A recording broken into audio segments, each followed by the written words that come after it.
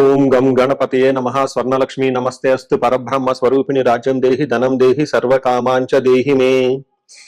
గణపతి మనందరికీ మంచి బుద్ధిని సిద్ధిని సక్సెస్ ఇవ్వాలని చెప్పేసి కోరుకుంటూ, స్వర్ణలక్ష్మి అమ్మవారు మన అందరికీ చక్కగా బ్రహ్మ జ్ఞానాన్ని కలిగించాలని, తద్వారా మనం ప్రతిదాన్ని శోభాయమానంగా చూస్తూ ఎప్పుడు మనకి దుఃఖం అనేది లేకుండా ఉండాలని చెప్పేసి, ఎప్పుడు ఆనందభరితంగా ఉండాలని చెప్పేసి అమ్మవారిని కోరుకుంటూ, అమ్మవారిని అలానే మనందరికీ చక్కగా సమృద్ధిగా ధనాన్ని ఇవ్వాలని చెప్పేసి, భాగ్యాన్ని ఇవ్వాలని చెప్పేసి కోరుకుంటూ, అంతేకాకుండా మనందరికీ రాజ్యం ఖచ్చితంగా ఒక అథారిటీ, పవర్, స్టేటస్, ఒక దర్పం అవన్నీ మనకు అమ్మవారు ఇవ్వాలని చెప్పేసి కోరుకుంటూ, వీటితో పాటుగా సర్వకామార్థ సిద్ధి, మన మనసులో అనుకున్న ముఖ్యమైన కోరికలన్నీ చక్కగా నెరవేరాలని చెప్పేసి అమ్మవారిని మనం కోరుకుందాం.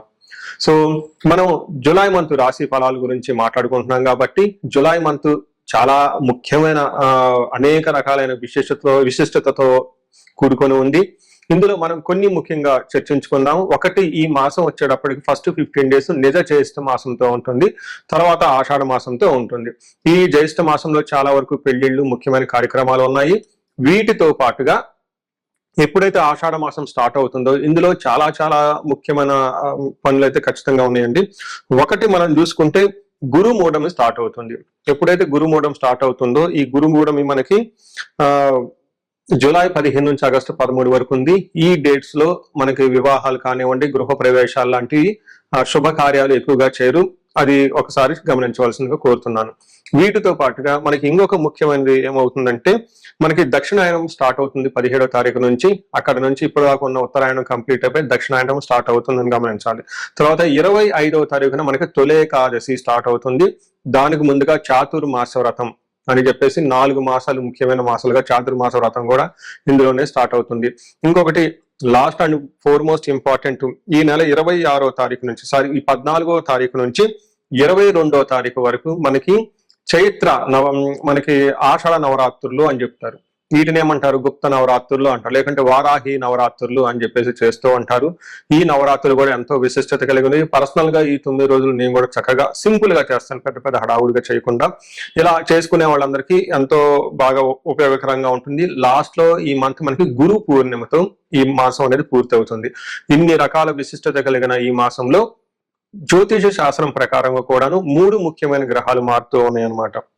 ఆ గ్రహాలు మనం ఏంటో చూసుకుంటే, జూలైలో 4వ తారీఖు, 7వ తారీఖు, 16వ తారీఖు, 21వ తారీఖు, ఇలా జూన్ అంటే 3 గ్రహాలు మారుతున్నాయి. ఈ మారి గ్రహాలు శుక్రుడు, బుధుడు, సూర్యుడు గ్రహాలు కూడా ఉన్నాయి. 4వ తారీఖు వచ్చేటప్పటికి శుక్రుడు, బుధుడు వచ్చి 7వ తారీఖు, 16వ తారీఖు సూర్య భగవానుడు మారుతూ ఉన్నారనమాట. ఈ యొక్క 3 గ్రహాల యొక్క ప్రభావం మనకి జూలై మంత్ లో ఎలా ఉండబోతుందో మనం తెలుసుకుందాం. మనం సింహరాశి ఫలితాలు చూద్దాం. సింహరాశి వాళ్ళు జూలై మంత్ లో 50-50గా ఉందని మనం చెప్పుకోవచ్చు. ఒక సెన్స్ లో కొన్ని విషయాల్లో చాలా బాగుంటుంది. అయితే ప్రొఫెషనల్ మ్యాటర్స్ లో మాత్రం కొంచెం ఇబ్బంది పడే అవకాశం ఉంటుంది. కొంచెం జాగ్రత్తగా ఉండవలసిన అవసరం అయితే ఉంది. కొంచెం ఆఫీస్ లో కానివ్వండి, మీ పై సీనియర్లతో కానివ్వండి, నాయకులతో కానివ్వండి, ఏమంటారు, ఈగో క్లాషెస్ అంటారు అనమాట. నేను గొప్ప డి అంటే డి అన్న వాతావరణం ఉండే అవకాశం ఎక్కువగా ఉంటుంది. ఒకవేళ మీ ఇండివిజువల్ పర్సనల్ జాతకం కూడా సరిగా లేకపోతే మీకు జాబులు పోయే అవకాశం కూడా ఎక్కువగా ఉంటుంది. ఇది గమనించుకోవాలి. మనం డీటెయిల్స్ చూసే ముందు ఇందులో ఉన్న నక్షత్రాలు ఏంటి? మఖ 1, 2, 3, 4 పాదాలు, పుబ్బ 1, 2, 3, 4 పాదాలు, ఉత్తర ఫస్ట్ పాదం అంతా సింహరాశిలో ఉంటారు. అలానే పేరు బలం బట్టి మనం చూసుకుంటే వీళ్ళకి మా, మీ, ము, మేమో, టాటి, టు, టేటో అన్న అక్షరాలంతా కూడా ఈ రాశిలో ఉంటారని గమనించాలి. ముందుగా చెప్పుకున్న విధంగా మనం ఇక్కడ 3 గ్రహాలు మారుతూ ఉన్నాయండి. ఒక్కొక్క గ్రహం ఎలాంటి రిజల్ట్ వస్తుందో మనం చూద్దాం. ఫస్ట్, సూర్యుడి వల్ల ధనచ్ఛేదం, విపరీతంగా ధనం ఖర్చే అవకాశం ఎక్కువగా ఉంటుంది. కుజుడి వల్ల శుచం అంటే ఎక్కడో మీ చుట్టూ కొంచెం ఇబ్బంది పడే పరిస్థితులు ఉంటాయి, అవమానాలు జరిగే అవకాశాలు ఎక్కువగా ఉంటుంది. అయితే బుధుడు, శుక్రుడు మాత్రం, బుధుడు వల్ల పుష్టి, శారీరకంగా చాలా పుష్టిగా ఉంటారు. శుక్రుడు వల్ల అఖిల విషయ భోగం, అన్ని విషయాల్లో భోగంగా చక్కగా ఐశ్వర్యవంతంగా ఉంటుందని గమనించుకోవచ్చు. దీన్ని బట్టి మనకేం అర్థం అవుతుందంటే, 4 గ్రహాలలో 2 గ్రహాలు కొంచెం ఏమంటారు, ఇబ్బంది పెట్టే విధంగా ఉన్నాయి. 2 గ్రహాలు చాలా చక్కగా ఉన్నాయని తెలుసుకోవాలి. అయితే ఈ ఫస్ట్ ఇబ్బంది పెట్టే గ్రహాలు ఎక్కువగా బిజినెస్, ప్రొఫెషన్ లో, కెరియర్ లో ఇబ్బంది పెట్టే అవకాశం ఎక్కువ ఉందని గమనించుకోవాలి. మనం ఇప్పుడు ఒక్కొక్క గ్రహం ఎలా ఉందో మనం చూద్దాం. ముందుగా సూర్యుడు వీళ్ళకి 12వ స్థానంలో ఉండటం వల్ల ఏమవుతుంది, సూర్యుడు 12వ స్థానంలో అంటే విపరీతమైన ఖర్చులు అయ్యే అవకాశం ఎక్కువగా ఉంటుంది, ఎక్కువగా అటు ఇటు తిరిగే అవకాశం ఎక్కువగా ఉంటుంది, అవుట్ స్టేషన్ వెళ్ళే అవకాశం ఎక్కువగా ఉంటుంది, హెల్త్ విషయాలు కూడా కొంచెం జాగ్రత్తగా ఉండటం ఎంతైనా అవసరం. సో 12వ స్థానంలో సూర్యుడు ఉంటే ఏమవుతుంది అనేది మన మహర్షులు ఏం చెప్పారంటే, స్వస్థాన నాశనం చేయవ బంధు రోగ ధన వ్యయ ప్రాణపర్యంతం మాపత్యం అవమానం రవి అని చెప్తారు. అంటే 12వ స్థానంలో సూర్యుడు ఉంటే మన సాంస్క్రిట్ గ్రంథాలలో పురాతన జ్యోతిష శాస్త్రంలో ఏ విధంగా వివరించారంటే, స్వస్థాన నాశనం చేయవ, ఉన్న పదవిలో కోల్పోయే అవకాశం ఎక్కువగా ఉంటుంది, అంటే మీకు డిగ్నిటీ కొంచెం తగ్గే అవకాశం ఎక్కువగా ఉంటుంది. ఇండివిజువల్ గా వాళ్ళ జాతకంలో సరిగా లేకపోతే దశలు భుక్తులు ఏమైనా కనుక శాపాలు యాక్టివేట్ అయి ఉంటే జాబులు కూడా పోయే అవకాశం ఎక్కువగా ఉంటుంది అని గమనించాలి. వీటితో పాటుగా బంధు రోగ ధన వ్యయ, బంధువుల వల్ల రోగాల వల్ల ధనం ఖర్చు అవుతూ ఉంటుంది. ప్రాణ పర్యంతం ఆపత్యం, ప్రాణాలు పోయే అంత విధంగా పరిస్థితులు ఉంటాయి, అవమానాలు జరిగే అవకాశం ఎక్కువ ఉంటుందని గమనించుకోవాలి. అయితే సూర్యుడి వల్ల ఒక అడ్వాంటేజ్ కూడా ఉందండి. మీకు ఇంతకు ముందు ఏదైనా హెల్త్ కాంప్లికేషన్స్ ఉంటాయి, హెల్త్ కాంప్లికేషన్స్ పై హెల్త్ ఆరోగ్యంగా చాలా బాగుంటుంది, ఇంప్రూవ్మెంట్ అవుతుంది. వీటితో పాటు శత్రువులు ఎవరైనా ఇంతకు ముందు మీకుంటే శత్రువులపై ఆధిక్యత మీద అవుతుంది. అంటే ఇక్కడ సూర్యుడు మీకు మిక్స్డ్ రిజల్ట్ ఇస్తున్నారని గమనించుకోవాలి. అయితే మీకు 10వ స్థానంలో కుజుడు ఉండటం తోటి అగైన్ ఇది మీకు ప్రొఫెషన్, వృత్తి, మీకు రిప్యుటేషన్ కి సంబంధించిన వ్యవహారంలో ఇక్కడ కుజుడు ప్రభావాన్ని చూపిస్తున్నారని గమనించుకోవాలి. ఇక్కడ కుజుడు మీకు ఏం చేస్తారంటే, నిత్య క్లేశ సదా వ్యాధి సదా భోజన దుర్బలం సదా సంచార ఉద్యోగం దశమస్తే భవేత్ కుజ అంటారు. అంటే 10వ స్థానంలో ఎప్పుడైతే కుజుడు ఉంటారో ఏమవుతుందంట, సదా సంచార ఉద్యోగంలో చాలా హెవీ హెక్టిక్ షెడ్యూల్స్ ఉంటుంది, డెడ్ లైన్స్ ఉంటాయి, అవన్నీ అందుకోవాల్సిన అవసరం ఉంటుంది, కొన్నిసార్లు ప్రాబ్లం అయ్యే అవకాశం ఎక్కువగా ఉంటుంది.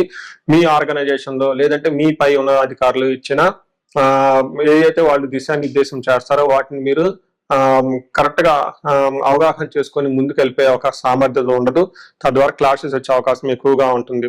సదా భోజన దుర్బలం, టయానికి భోజనం తినకుండా ఉంటారు. నిత్య క్లేశ, బాగా టెన్షన్ గా ప్రతిరోజు ఉండే అవకాశం ఎక్కువగా ఉంటుంది. అంతేకాకుండా ఈ టైంలో భార్యలకి భర్తల మధ్య కొంచెం సపరేషన్ అయ్యే అవకాశం ఎక్కువగా ఉంటుందని కూడా గమనించుకోవచ్చు.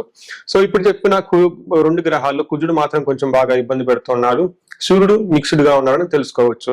అయితే బుధుడు వీళ్ళకి 11th హౌస్ లో 11వ స్థానంలో బుధుడు ఉండటం చాలా యోగ్యతను ఇస్తుంది. కమ్యూనికేషన్ విషయంలో, చుట్టాల దగ్గర విషయంలో సంబంధించి కానివ్వండి.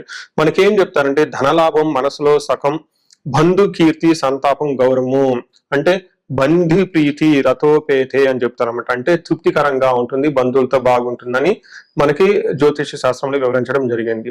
ముఖ్యంగా అండ్ లాస్ట్ మోస్ట్ ఇంపార్టెంట్ గ్రహం శుక్ర గ్రహం. శుక్రుడు మీకు జన్మ రాశిలో ఉన్నారు. జన్మ రాశిలో శుక్రుడు ఉంటే చాలా బాగుంటుంది, ఐశ్వర్యవంతంగా ఉంటుంది అని చెప్పుకోవచ్చు. శుక్రుడు ఎప్పుడైతే జన్మ రాశిలో ఉంటుందో ఎలాంటి రిజల్ట్ ఉంటాయంటే, అర్ధలాభచ్చ సౌఖ్యం పరస్త్రీ సంగమం తదా యత్న కార్యానుకూలత్వం జన్మరాశికే భృగునందనే అంటారు. అంటే ఎప్పుడైతే జన్మరాశిలో శుక్రుడు ఉంటే వాళ్ళకి ఏం జరుగుతుందంటే, అనుకున్న కార్యాలను నెరవేరుతూ ఉంటాయి. పరస్త్రీ సంగమం అంటే కొత్త స్త్రీలతో పరిచయాలే అవకాశం ఎక్కువగా ఉంటుంది, వాళ్ళ ద్వారా లాభం ఉంటుంది. ఇన్ కేస్ లేడీస్ అయితే కొత్తగా మీకు పరిచయం అయ్యే అవకాశాలు ఎక్కువగా ఉంటుంది. జెంట్స్ ఎవరన్నా వాళ్ళ ద్వారా లాభం ఉండే అవకాశం ఎక్కువగా ఉంటుంది. అర్ధ లాభం అంటే ధన ప్రవాహం ఉంటే టోటల్ గా సౌఖ్యం, కంఫర్టబుల్ గా, లగ్జరీగా ఉంటారు. ఫిజికల్ గా మీ యొక్క ఇంట్యూషన్ చాలా స్ట్రాంగ్ గా ఉంటుందని గమనించుకోవచ్చు. సో ఓవరాల్ గా చూశారు కదండి, మనం గ్రహాలు బట్టి చూసుకుంటే 2 గ్రహాలు ఆల్మోస్ట్ 2.5 గ్రహం అనుకూలంగా ఉంది, 1.5 గ్రహం మీకు ప్రతికూలంగా ఉందని గమనించుకోవచ్చు. నెక్స్ట్ ఇప్పుడు మనం ఇందులో ఉన్న నక్షత్రాల ప్రకారంగా కూడా తెలుసుకోవచ్చు ఏ నక్షత్రం వాళ్ళకి ఎలా ఉంటుందో. అందులో మఖా నక్షత్రం వాళ్ళకి చూసుకుంటే వీళ్ళకి లాభప్రదంగా ఉంటుంది, క్షేమంగా ఉంటారు, సౌఖ్యంగా ఉంటారు, మృష్టాన్న భోజనం, చక్కగా పార్టీలు ఫంక్షన్లు అటెండ్ అవుతారని చెప్పుకోవచ్చు. అయితే వీళ్ళకి కొంచెం నెగటివ్ సైడ్ లో చూసుకుంటే మృత్యు భయము, అతి భయము అని చూపిస్తూ ఉంటుంది. ఏదో ఒక విషయంలో మీరు అనుకున్న పనులు కాకపోవటం తోటి మృత్యు భయము, లేదంటే ఏమని చెప్తారు, అతిగా భయపడే అవకాశాలు ఎక్కువగా ఉంటాయి. అంటే ఫ్యూచర్ లో ఎలా ఉంటుంది ఏంటి అని టెన్షన్ పడుతూ ఉండే అవకాశం ఎక్కువగా ఉంటుంది. 4 పాల్గొనే నక్షత్రం వాళ్ళు చూసుకుంటే సౌఖ్యంగా ఉంటారు, మృష్టాన్న భోజనము, క్షేమంగా ఉంటారు, లాభప్రదంగా ఉంటారు. ఒక రకంగా ఈ నక్షత్రం వాళ్ళకి బాగుందని చెప్పుకోవచ్చు. వీళ్ళకి కూడా దేహ పీడనం, అతి భయము చూపిస్తూ ఉంటుంది. దేహ పీడనం అంటే శారీరకంగా ఇబ్బందులు పడే అవకాశం ఎక్కువగా ఉంటుంది, అతిగా భయపడే అవకాశం కూడా వీళ్ళకి కనిపిస్తూ ఉంటుంది. నెక్స్ట్ ఉత్తర ఫాల్గుని నక్షత్రం వాళ్ళు. ఉత్తర ఫాల్గుని నక్షత్రం వాళ్ళకి వీళ్ళకి కొంచెం లాభప్రదంగా ఉంటుంది, కానీ ఛాలెంజెస్ కూడా ఎక్కువగా ఉంటుంది. ఈ నక్షత్రం వాళ్ళకి శారీరకంగా హెల్త్ కొంచెం ఇబ్బందిగా ఉంటుంది, అతిగా భయపడే పరిస్థితులు ఎక్కువగా ఉంటుంది. పరవాసము ఉన్న పొజిషన్ నుంచి అవుట్ స్టేషన్ వెళ్ళేసి బయట ఎక్కడ గడిపే అవకాశం కూడా ఎక్కువగా ఉంటుంది. ఫారిన్ వెళ్ళే వాళ్ళకి అనుకూలంగా ఉంటుందని గమనించుకోవచ్చు. టోటల్ గా శుక్రుడు వల్ల కొంచెం అనుకూలంగా ఏమంటారు అనుకున్న పని కాకుండా ఇబ్బందులు పడే అవకాశం ఉందని గమనించుకోవాలి. సో చూసారు కదండి, ఈ రాశి వాళ్ళకి ఒక సూర్యుడి విషయంలో కొంచెం జాగ్రత్తగా ఉంటే మిగతా విషయాల్లో ఒక సూర్యుడు కుజుడు గ్రహాల్లో జాగ్రత్తగా ఉంటే సరిపోతుంది. ఇందులో వీళ్ళకి పరిహారం ఎక్స్క్లూవ్ గా చేసుకోవాలి అనుకుంటే ఆదిత్య హృదయ స్తోత్రం చదువుకోవటం, సూర్య నమస్కారాలు చేసుకోవటం, గాయత్రి మంత్రం చదువుకోవటం చాలా చాలా విశేషమైన లాభాన్ని ఇస్తూ ఉంటుంది. ఇంకా ఎవరైనా కనుక చూసుకుంటే కందులో 1 kg దానం చేసిన మనకి సుబ్రహ్మణ్యేశ్వర స్వామి గుడి లేదంటే నాగుల కట్ట అంటారు అనమాట, ఓళ్ళల్లో ఉంటుందంటే అక్కడ ఒకసారి అభిషేకం చేసిన ప్రదక్షిణాలు చేసిన వీళ్ళకి ఆ నెగటివ్ ఎనర్జీ అంతా పోయి చక్కగా కలిసి వచ్చే అవకాశం ఉంటుంది. పరిహారాల్లో భాగంగా ఈ రాశి వాళ్ళు ముఖ్యంగా నేనేం చెప్తానంటేనండి, ఇది గోచార రీత్యం అంటే గోచార ఫలితాలు అని చెప్తూ ఉంటారు. అయితే మీ ఇండివిడ్యువల్ యొక్క జన్మరాశిలో చూడటం కూడా చాలా ఇంపార్టెంట్.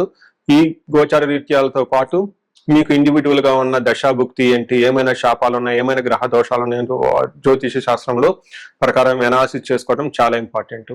ముఖ్యంగా ఎవరికైతే ఏజ్ 40 years +or- 5 years ఉంటుంది, అంటే 35 to 45 years ఏజ్ ఉండి మధ్యలో మీకు ఎక్కడైనా కనుక కెరీర్ లో గ్యాప్ వచ్చినా, లేదంటే అనుకున్న పనులు కాకపోతున్నా, మధ్యలో స్టాగ్నేట్ గా అనిపించినా, లేదంటే ఏదైనా ఒక గందరగోళమైన పరిస్థితి కయోటిక్ పరిస్థితుల్లో మీరు ఇన్వాల్వ్ అయ్యారు, తెలవకుండా అవుట్ ఆఫ్ యువర్ కంట్రోల్ వెళ్తూ ఉంది అనుకుంటే ఖచ్చితంగా మీ జన్మ జాతకం చూపించుకోవడం చాలా చాలా ఇంపార్టెంట్.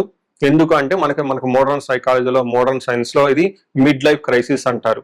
కానీ జ్యోతిష శాస్త్రం దీనికి చాలా విధాలైన పరిష్కారాలను చూపిస్తుంది. ఈ టైంలో 2 ముఖ్యమైన విషయాలు జరుగుతూ ఉంటుంది. అలా మీ గ్రోత్ కనుక ఆగిపోయి ఉంటే, ఫస్ట్ మీకేమైనా శాపాలు ఉన్నాయా, ఆ శాపాలు ఈ టైంలో యాక్టివేట్ అయ్యా అని చూసుకోవాలి. రెండోది, ఈ టైంలో మీకు నడుస్తున్న దశాభుక్తుల యొక్క గ్రహాల యొక్క ఏమైనా దోషాలు ఉన్నాయా, ఈ 2 కారణాలు ఏంటో తెలుసుకొని వాటికి సంబంధించిన విశ్లేషణ చేసుకొని చక్కటి పరిష్కారాలు చేసుకొని పరిహారాలు చేసుకుంటే లైఫ్ 10 అంతలు ముందుకెళ్లే అవకాశం ఎక్కువగా ఉంటుంది. నా దగ్గరకు వచ్చే క్లయింట్స్ లో ఎక్కువగా ధనానికి ఇబ్బంది పడుతున్న వాళ్ళు స్వర్ణలక్ష్మి విశేష హోమం చేయించుకుంటూ ఉంటారు. శత్రు బాధలు విపరీతంగా ఉన్న వాళ్ళు మనకు వచ్చేటప్పుడు చండీ హోమం చేయించుకుంటూ ఉంటారు. వీటితో పాటుగా ఎవరికైనా హెల్త్ బాగలేకపోతుంటే ఆయుష్ సూక్త్యం, మహామృత్యుంజయ హోమం చేయించుకుంటూ ఉంటారు. భార్యాభర్తల కోసం అన్యోన్య దాంపత్య పాశుపత అభిషేకము లేదా విశ్వావసు గంధర్వరాజ హోమము ఇవన్నీ చక్కగా చేయించుకుంటూ ఉంటారు. ఎలాంటి పరిస్థితులు మీకున్నా, ఎలాంటి సమస్యలు మీకున్నా, లేదంటే ఎలాంటి క్లారిఫికేషన్ మీకు కావాలనుకున్నా కానీ, ఫ్యూచర్ గురించి ప్లాన్స్ లో కన్ఫ్యూజన్ ఉన్నా కానీ ఒక్కసారి మీ జన్మ జాతకం చూపించుకొని ఆ జాతకంలో ఏ ప్రకారంగా ఉందని తెలుసుకొని చక్కటి పరిష్కారాలు చేసుకుంటే లైఫ్ అనేది 10 అంతలు ముందుకెళ్లే అవకాశం ఉంటుంది. మీ అందరికి అష్టైశ్వర్యాలు కలగాలని, భోగభాగ్యాలు కలగాలని చెప్పేసి నేను కోరుకుంటున్నాను. నమస్తే.